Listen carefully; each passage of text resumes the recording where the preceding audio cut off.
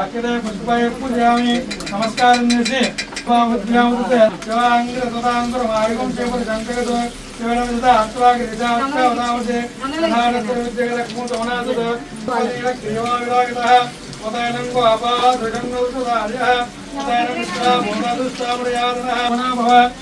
పంచదేవ రివంచదేవత యోనాంపదేన మోనమస్కారం జగాగంశభ్యామస్తదాం పదేన మోనమాచన జ్ఞాన సంచర ప్రబంధానాం పదేన మోనమో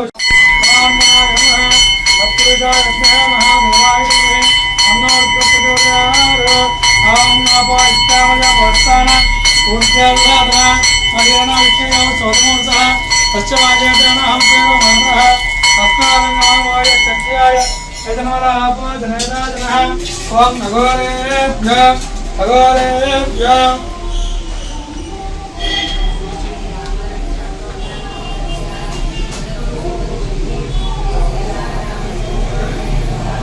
ఓం అఘోరేభ్య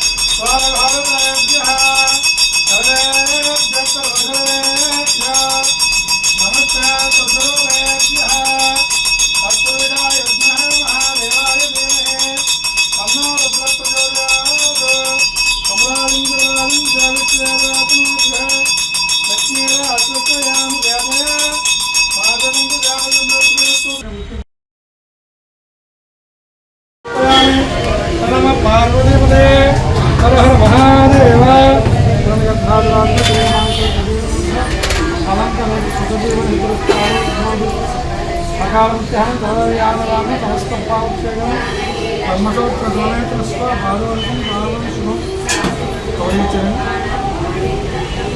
సార్ భీమవరంలో ప్రసిద్ధ దేవాలయాల్లో ఉంటాయి సోమేశ్వరాలయం అంటే దీనికి ఒక చరిత్ర ఉంది.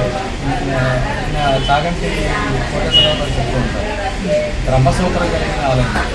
అసలు ఈ ఆలయం యొక్క విశిష్టత బ్రహ్మసూత్రం అంటే ఏమిటి, దాని గురించి ఒకసారి మా జీవిత ప్రాక్టీస్ వివరించాలి సార్. నమస్తే అండి. ఓం శ్రీ గురుభ్యో నమః. శ్రీ మహాగణాధిపతయే నమః. ఆలయార్చకుడు ప్రధాన అర్చకుడు రామకృష్ణ శర్మ ఎదిగల. మన ఈ ఆలయం పశ్చిమ గోదావరి జిల్లా భీమవరం కొత్త బస్టాండ్ అతి సమీపాన్ని ఉన్నదండి.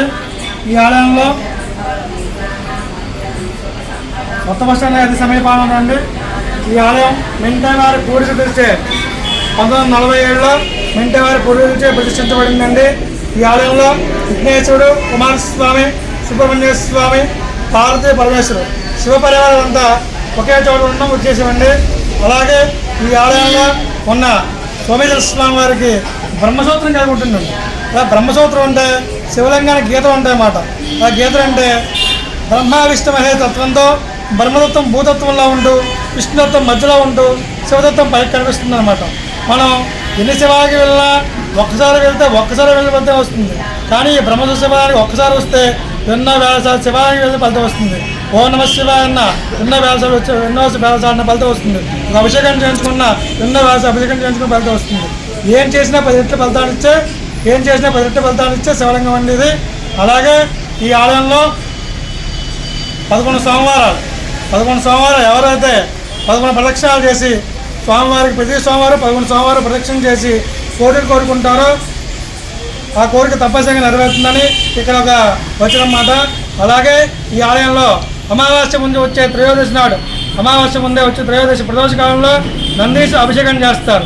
ఈ నందీశ అభిషేకం చేయించుకోవడం వల్ల జాతకంలో కంటికి కనిపించిన దోషాలు, కంటికి కనిపించే దోషాలు, కంటక శని, ఏళ్ళనార్చి, అష్టమ శని, సంతాన దోషాలు, ఎన్ని దోషాలు ఉన్నా పూర్తి అవుతాయి అన్నమాట.